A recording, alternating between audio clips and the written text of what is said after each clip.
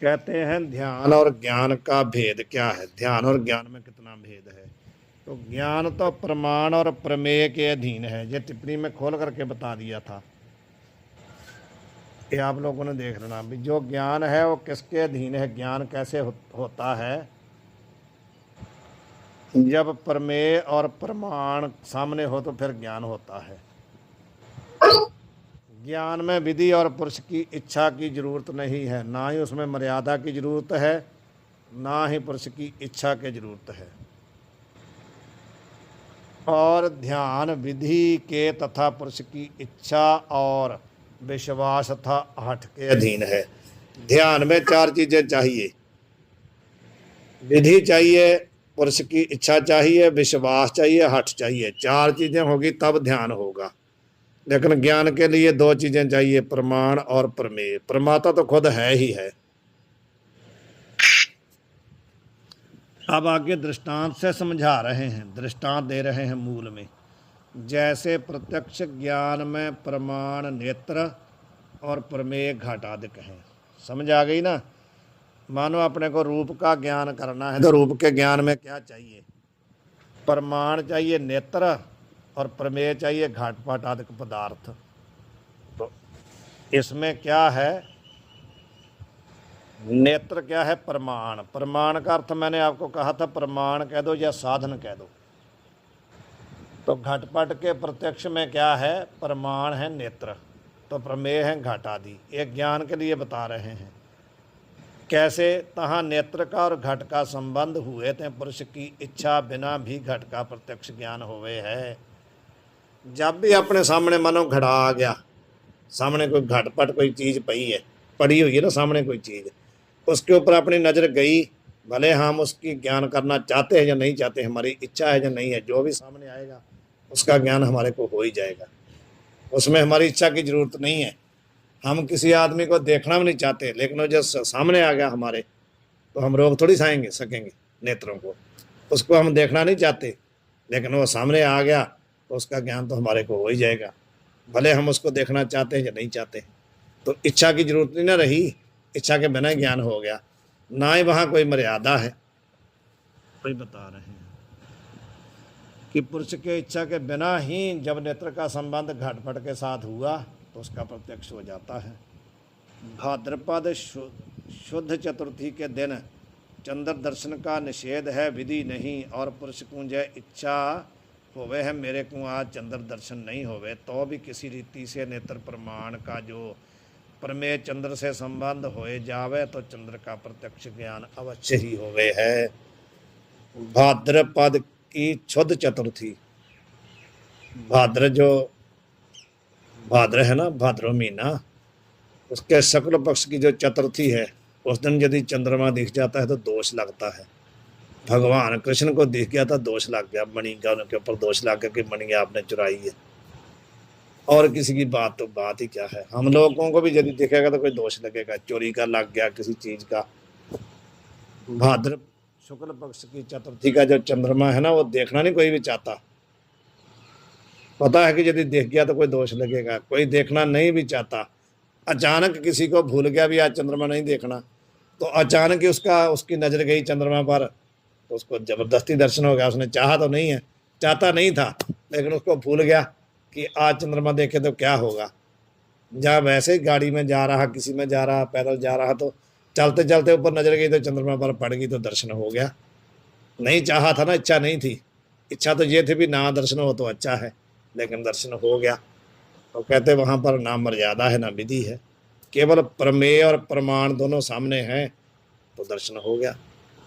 समझ गए। इस रीति से प्रमाण प्रमेय के अधीन ज्ञान है, विधि और इच्छा के अधीन नहीं। दो प्रकार का दृष्टांत दे दिया ना अपने को, एक चंद्रमा का, एक घटपट का। फिर वहाँ इच्छा नहीं थी दर्शन करने की, तब भी हो गया। ना ही वहाँ कोई विधि है कि इस प्रकार देखेंगे तो दर्शन होगा, ऐसा कुछ नहीं, सीधा दिखा तो बस प्रत्यक्ष हो गया। और शालग्राम विष्णु रूप है, जह ध्यान करें ताकू उत्तम फल प्राप्त हुए है। शालग्राम कहते हैं पत्थर को, पत्थर की मूर्ति मानो बनी हुई है, सामने विष्णु जी की मूर्ति बनी है पत्थर की। भले वो कहते हैं जो शालग्राम है ना, मूर्ति बनी तो है, लेकिन उसका फल का प्राप्त होगा। जिसकी उसमें पत्थर बुद्धि है उसको फल प्राप्त नहीं होगा। जिसकी पत्थर बुद्धि उसमें रहेगी ना, इच्छा करनी पड़ेगी अपने को। जहां पर बताना यह है कि इच्छा चाहिए पुरुष की ध्यान के लिए।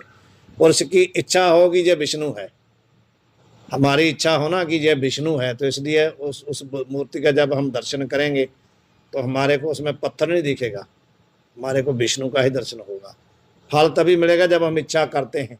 उस पत्थर की मूर्ति में जब हम इच्छा करते हैं भी ये विष्णु है, तो हमारे को तभी फल मिलता है, तो फल नहीं मिलता। तो हमारी इच्छा के अधीन हुआ कि नहीं ध्यान।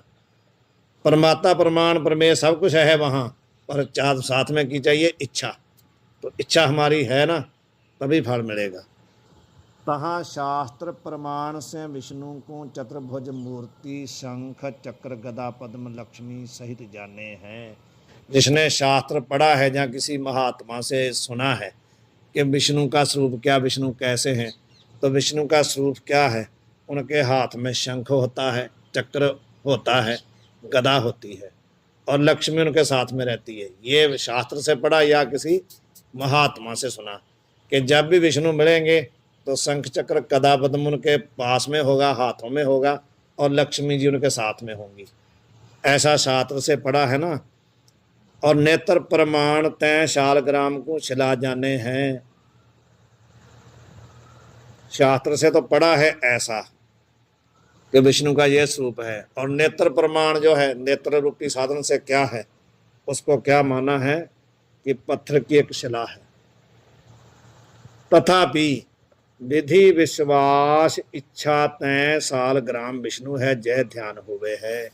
नेत्रों से तो पत्थर ही दिख रहा है, लेकिन शास्त्र से जो हमने सुना है ना कि विष्णु कैसे हैं, शंख चक्र गदा पद्म वाले हैं और लक्ष्मी के सहित होते हैं तो फिर भी कहते हैं भी जब उसमें क्या हुआ, विधि विश्वास और इच्छा।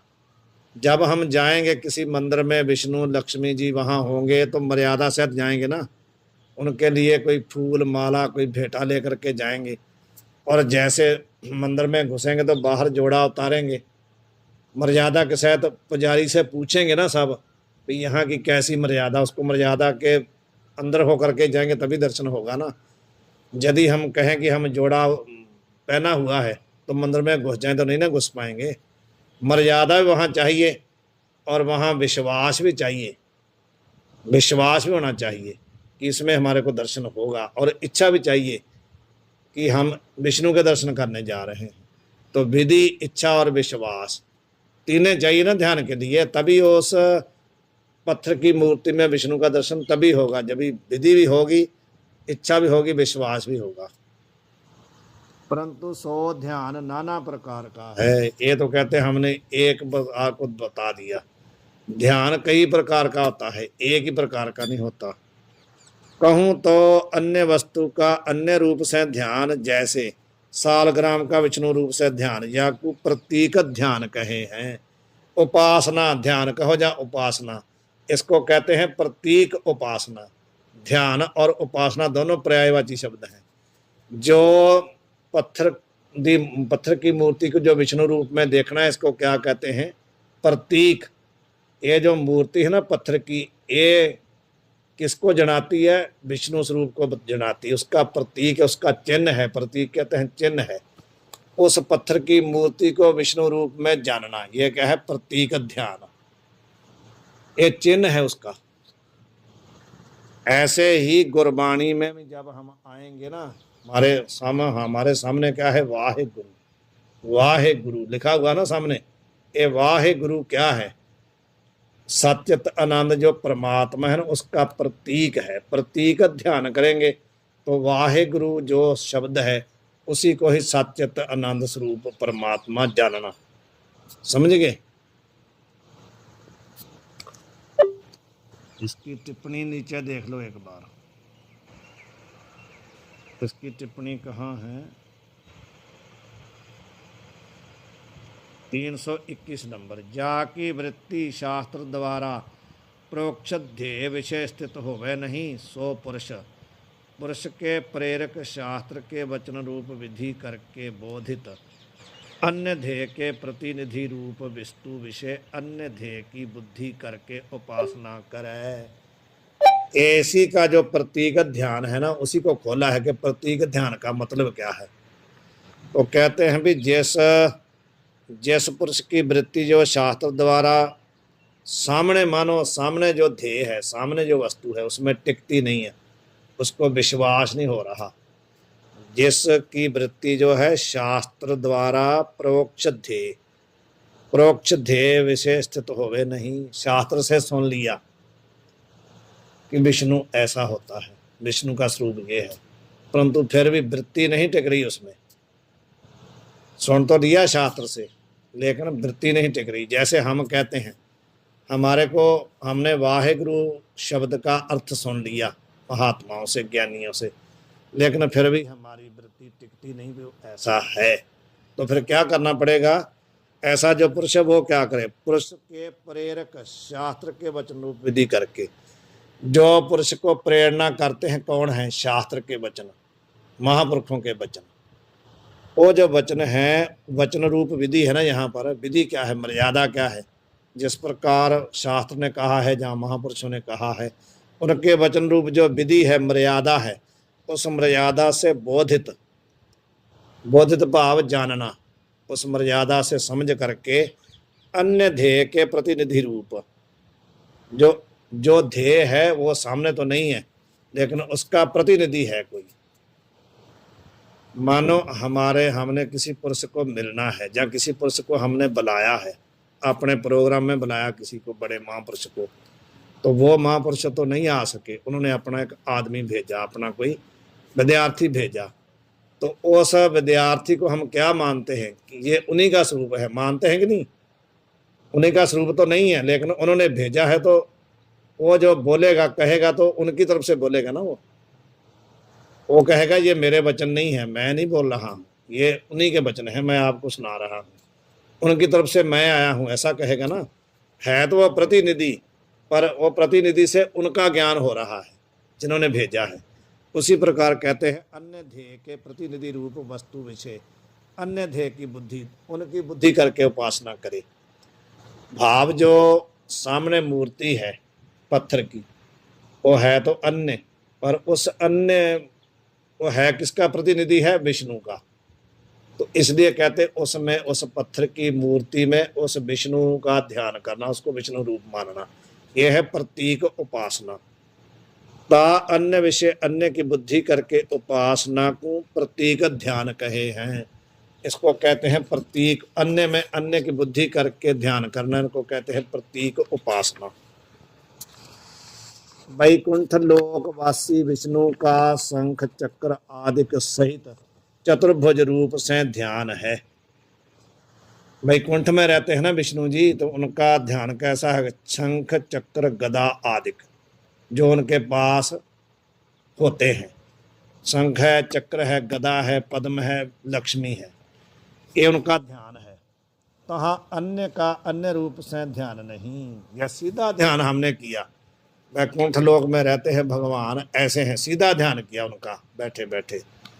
किंतु ध्येय रूप के अनुसार यह ध्यान है। यह ध्यान कैसा है? ध्येय जैसा है वैसा ही ध्यान किया हमने, जैसा हमारा ध्येय है वैसा ही ध्यान किया।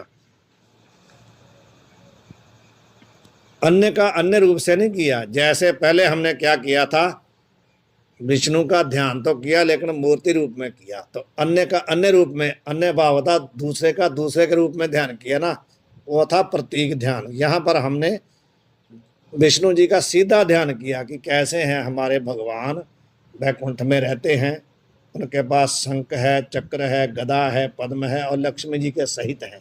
ऐसा हमने सीधा ध्यान किया। वैकुंठवासी विष्णु का स्वरूप प्रत्यक्ष तो है नहीं। अब यहाँ पर हमने जब ध्यान करने बैठे हैं तो हमारे सामने थोड़ी विष्णु है, सामने तो नहीं है, केवल शास्त्र से जानिए है, और शास्त्र ने शंख चक्र आदि के सहित ही विष्णु का स्वरूप कहा। हमने कैसे जाना कि वो कैसे हैं? शास्त्र से सुना हमने, तो शास्त्र ने हमारे को बताया कि विष्णु कैसे हैं, शंख चक्र गदा सहित हैं, लक्ष्मी सहित हैं।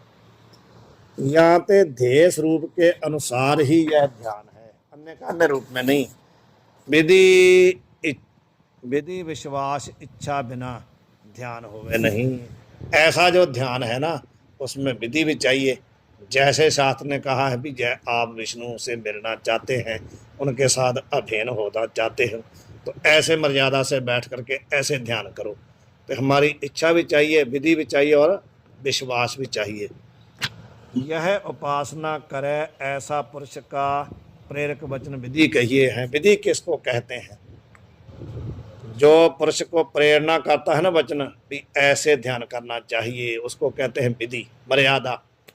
शास्त्र ने बताया ना कि यदि विष्णु का दर्शन करना चाहते हो तो ऐसे ऐसे करो।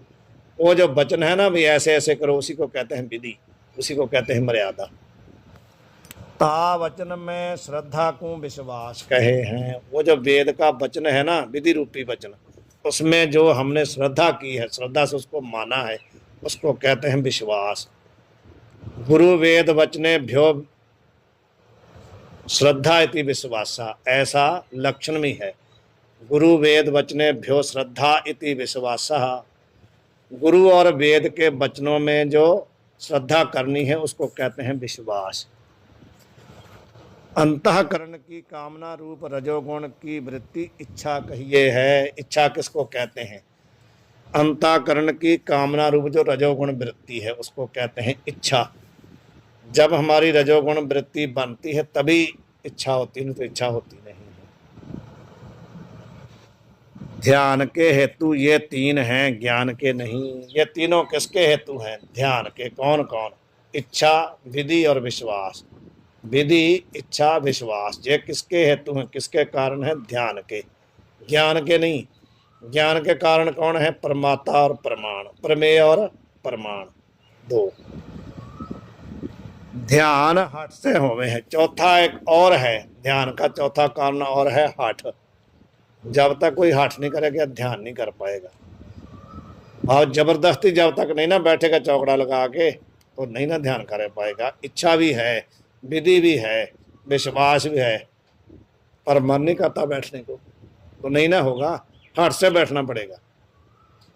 तो कहते हठ भी ध्यान। ज्ञान में हठ की अपेक्षा नहीं, परंतु ज्ञान में कोई प्रकार का हठ नहीं चाहिए। जाते जाते किसी का ध्यान अपने आप ही ज्ञान हो जाता है, उसमें हठ थोड़ी चाहिए। हम नहीं चाहते थे तब भी हो गया। काहे ते निरंतर ध्येयाकार चित्त की वृत्ति को ध्यान कहे हैं। ध्यान किसको कहते हैं? जो हमारे अंतःकरण की वृत्ति सदैव ही ध्येयकार रहती है, उसको कहते हैं ध्यान। तहाँ वृत्ति में विक्षेप होवे तो हठ से वृत्ति की स्थिति करे। यदि उस वृत्ति में विक्षेप होता है, वृत्ति वहां से हट जाती है, उस हठ पूर्वक फिर वही लगाना पड़ता है। ध्यान उसको कहते हैं जो हमारी वृत्ति हमेशा ही सदा के लिए उस जिसका हम ध्यान करते वैसी ही बनी रहे, उसको कहते हैं ध्यान। तो यदि उस ध्यान में कोई विक्षेप पड़ता है तो उसको जबरदस्ती फिर वहां लगाना पड़ेगा। ज्ञान रूप अंतःकरण की वृत्ति से तत्काल आवरण भंग हुए थे वृत्ति की स्थिति का उपयोग नहीं, जाते हठ की अपेक्षा नहीं। ज्ञान में कहते हठ क्यों नहीं चाहिए? ध्यान में तो हठ चाहिए, ज्ञान में क्यों नहीं हठ चाहिए? तो ज्ञान रूप जो अंतःकरण की वृत्ति है ना, उस वृत्ति से क्या होता? तत्काल आवरण भंग हो जाता है। किसी भी वस्तु को जब हमारी वृत्ति वहां गई तो तत्काल ही उसका आवरण भाव पर्दा हट गया। यहाँ से हमारी वृत्ति घड़े के ऊपर पड़ी तो घड़ा जो पहले नहीं पता था ना क्या है, उसका पर्दा हट गया तो स्पष्ट हो गया। तो कहते हैं भी उस वृत्ति की स्थिति का उपयोग तत्काल आवरण भंग हुए थे, वृत्ति की स्थिति का उपयोग नहीं जाते। वहाँ जरूरत नहीं है कि वृत्ति हमारी टिकी हो, ऐसा नहीं है। वृत्ति टिकी नहीं होनी, कोई जरूरी नहीं कि वहाँ टिकी हो वृत्ति। वृत्ति एक बार गई तो उसी समय ज्ञान हो जाता है, तत्काल ही। वृत्ति हमारी टिकी है या नहीं टिकी है इसका मतलब नहीं है, तत्काल ही जब वृत्ति वहां पर गई तो ज्ञान हो जाएगा। वैकुंठवासी चतुर्भुज विष्णु के ध्यान की न्यायी मैं ब्रह्म हूँ, जय ध्यान भी ध्येय के अनुसार है। दृष्टांत दे दिया ना विष्णु का, जैसे ध्यान हमने किया। भाई वैकुंठ में भगवान रहते हैं, चतुर्भुज हैं, और शंख चक्र गदा पद्म के सहित है। ऐसा जैसे विष्णु का ध्यान किया है ना ध्येय रूप, ऐसे ही मैं ब्रह्म हूँ। यह जो ध्येयाकार है ना वृत्ति, ध्येय के अनुसार हमारी वृत्ति बन गई कि मैं सत्यत आनंद हूँ, इसी को ध्यान कहते हैं। ये प्रतीक नहीं है, ये ध्येय के अनुसार ध्यान है। जैसे वैकुंठ का हमने किया, ये क्या है? प्रतीक नहीं, अन्य का अन्य रूप में नहीं किया, जैसे हम थे वैसा हमने चिंतन किया। परंतु यह क्या है? अहंग्रह ध्यान, इसका नाम क्या है? अंग्रह ध्यान, अहंग्रह उपासना। दो प्रकार की उपासना हुई, एक है प्रतीक उपासना और दूसरी है अहंग्रह उपासना। प्रतीक ध्यान, अहंग्रह ध्यान, अपना जैसा रूप है ऐसे रूप में जो ध्येयाकार वृत्ति बननी उसको कहते हैं अहंग्रह उपासना। और प्रतीक रूप में जो हम उपासना करते हैं वो अन्य का अन्य रूप में, जैसे मैंने आपको बताया कि वाहेगुरु एक शब्द है, तो वाहेगुरु को ही हमने परमात्मा रूप में ध्यान किया, तो ये क्या है? प्रतीक उपासना। तो जैसे हम सत्यत आनंद, वाहेगुरु का स्वरूप क्या है? सत्यत आनंद परमात्मा। तो सत्यत आनंद स्वरूप में हमने ध्यान किया, मैं सत्यत आनंद हूँ, इसको कहते हैं अहंग्रह उपासना। ध्येय स्वरूप का अपने से अभेद करके चिंतन अहंग्रह ध्यान कहिए हैं। यह डेफिनेशन है अहंग्रह उपासना की। डेफिनेशन क्या है? ध्येय स्वरूप का अपने से अभेद करके चिंतन। हम क्या सोच रहे हैं? हम कहते हैं कि सत्यत आनंद परमात्मा अलग है, हम अलग हैं। तो जब वो अलग हम मानते हैं तो उसका ध्यान कैसे करेंगे? हम वाहेगुरु शब्द में ध्यान करेंगे कि यही परमात्मा है। तो यह परमात्मा तो नहीं है, लेकिन उनका प्रतीक मान के ध्यान किया, यह है प्रतीक उपासना। तो जो सीधा हमने अभेद करके ध्यान किया है, मैं ही सच्चिदानंद परमात्मा हूँ, इसको कहते हैं अहंग्रह उपासना। जा पुरुष को अपरोक्ष ज्ञान नहीं होवे और वेद की आज्ञा रूप विधि में विश्वास करके हटते निरंतर मैं ब्रह्म हूँ, या वृत्ति की स्थिति रूप अहंग्रह ध्यान करे ताकू भी ज्ञान प्राप्त होए के मोक्ष की प्राप्ति होवे है। मान लेते हैं किसी को अभी अपरोक्ष ज्ञान अपने स्वरूप का नहीं हुआ, परोक्ष ज्ञान तो है ना, शास्त्र से सुन लिया है। ऐसा जो आदमी है वो क्या करे? उसको अपरोक्ष तो नहीं हुआ, लेकिन परोक्ष तो है ना, वेद के द्वारा, विधि के द्वारा उसको पता चल गया। तो जो उसने सुना है ना, उस सुने हुए स्वरूप का जो ध्यान है हट से करे, हर रोज बैठ के उसका चिंतन करे कि मैं ही ब्रह्म हूँ, मैं ही सच्चिदानंद हूँ, ना मैं शरीर हूँ, ना मैं इंद्रिय हूँ, ना मैं करण हूँ, कुछ नहीं, मैं सच्चिदानंद हूँ। ऐसा हठ पूर्वक जब करता रहेगा ना, तो एक दिन उसको भी अपने स्वरूप का बोध हो जाएगा, तो मोक्ष हो जाएगी उसकी, ये कहते हैं। अब मोक्ष की टिप्पणी पढ़ लेते हैं, उसके बाद छोड़ देंगे। तैसे मैं ब्रह्म हूं, तैसे मतलब जैसे, जैसे विष्णु का ध्यान किया ना, भी सत्य शंख चक्र गदा पद्म सहित चतुर्भुज भगवान क्या है? विष्णु है। ऐसा ही मैं ब्रह्म हूं। इस आकार वाला जो निर्गुण उपासना स्वरूप अहंग्रह ध्यान है, सो भी ध्येयानुसार ध्यान है। अब कहते हैं कि 323 नंबर मोक्ष का स्वरूप बता रहे हैं। जैसे संवादी भ्रांति करके प्रवृत्त भय पुरुष तू यथार्थ ज्ञान द्वारा इष्ट वस्तु का लाभ होवे हैं, तैसे मैं ब्रह्म हूँ, या वृत्ति की स्थिति रूप अहंग्रह ध्यान करे ताकू भी ज्ञान द्वारा मोक्ष की प्राप्ति होवे है।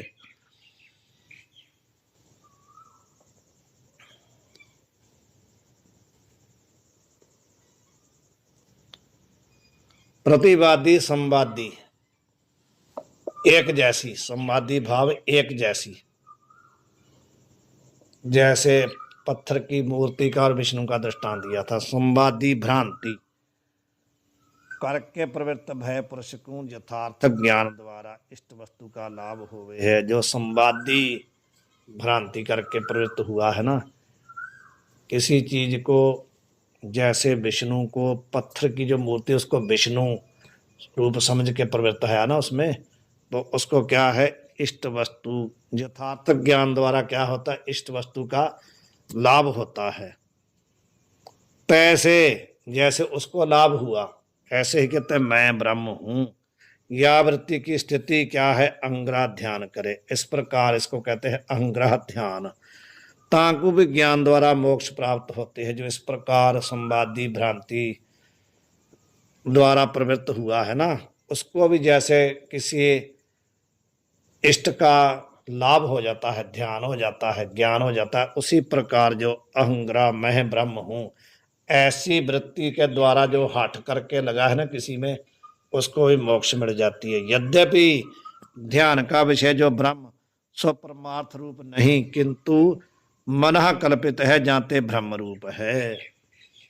ये कहते हैं भी यद्यपि ध्यान का विषय क्या है, ब्रह्म, जो ब्रह्म है वो कहते हैं परमार्थ रूप नहीं, किंतु मनः कल्पित है ना। परमार्थ रूप में तो उसका ध्यान किया ही नहीं जा सकता ना, किसी ध्यान का वो विषय ही नहीं है। तो जिस ब्रह्म को हम जानना चाहते हैं वो हमारी वृत्ति का विषय है, कल्पित है ना, हमारे मन वृत्ति द्वारा कल्पित है। ज्ञाते क्या है, ब्रह्म रूप है।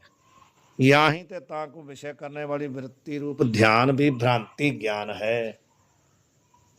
यहाँ पर सब खंडन कर दिया कि जिस ब्रह्म का हम ध्यान कर रहे हैं वो परमार्थ नहीं, यथार्थ रूप नहीं है, वो तो हमारी वृत्ति का विषय है। वृत्ति का विषय होने से जब ब्रह्म भ्रांति कल्पित है तो वृत्ति भी भ्रांति रूप है, यथार्थ ज्ञान नहीं। तथापि मणि की प्रभा विषय, मणि बुद्धि रूप संवादी भ्रांति करके दौड़े पुरुष को मणि के ज्ञान द्वारा मणि की प्राप्ति की न्यायी उक्त ध्यान से ब्रह्म का ज्ञान होए के मोक्ष की प्राप्ति संभव है। दृष्टांत दिया, मानते हैं कि वो जो जिस ब्रह्म का हम ध्यान कर रहे हैं वो यथार्थ नहीं है, फिर भी क्या है, मणि की प्रभा विषय मणि बुद्धि रूप संवादी भ्रांति करके दौड़े पुरुष को मणि के ज्ञान द्वारा। मानो दूर एक मणि पड़ी है, मणि सर्प होता ना जिसके सिर में मणि होती है, वो निकालता है पूर्णिमा की रात को, सिर में निकाल करके बाहर रख लेता है। जब पूर्णिमा की रात होती है तो मणि वाला सर्प क्या करता है, मणि को निकाल के सामने रख लेता है। इसी प्रकार मानो सामने कोई मणि पड़ी है, या कोई जिसकी बहुत ज़्यादा लाइट पड़ रही है, ऐसी कोई चीज़ पड़ी है, मणि पड़ी है सामने, उसकी लाइट पड़ रही है, उसकी प्रभा बहुत निकल रही है, तो ऐसा दिमाग में आता भी लगता कोई मणि पड़ी है। दिमाग में ऐसा हुआ, ये नहीं पता कि मणि है या नहीं है, जग रही थी ना, इसलिए दिमाग में आप ही लगता वो मणि पड़ी है। तो ऐसी हम इच्छा करके दौड़ते हैं उसकी तरफ, जाते हैं। तो जब जाते हैं उसके पास जाएंगे तो कहते वहां जा करके देखा तो वाकई वो मणि थी। तो गए तो भ्रांति करके ही थे ना, पहले तो नहीं पता था ना, भ्रांति करके गए थे कि लगता है भी पड़ी है, कि इसकी जो प्रभा है, जो इसकी लाइट है, चमक है, वो मणि जैसी है, लगता मणि पड़ी होगी। तो जब गए तो वाकई वो मणि थी, तो मणि का ज्ञान हुआ ना। गए तो भ्रांति करके थे लेकिन ज्ञान हो गया।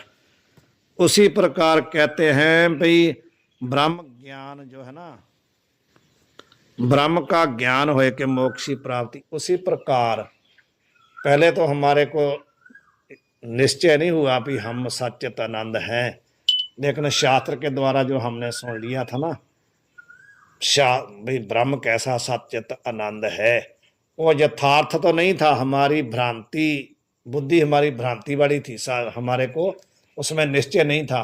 पर फिर भी जब हम उस मणि की प्रभा की न्याय जब ऐसा ध्यान करते, मैं सत्य हूँ, चित्त हूँ, आनंद हूँ, तो करते करते एक दिन हम सच्चित आनंद हो ही जाते हैं, मोक्ष हो ही जाती है। संवादी भ्रम का वर्णन पंचदशी गात ध्यान दीप के आरंभ विषय लिखा है। संवादी भ्रांति किसको कहते हैं वहीं पता लगेगा। कहाँ लगेगा पता, पंचदशी गात ध्यान दीप के आरंभ विषय। वाहिगुरु जी का खालसा, वाहिगुरु जी की फतेह।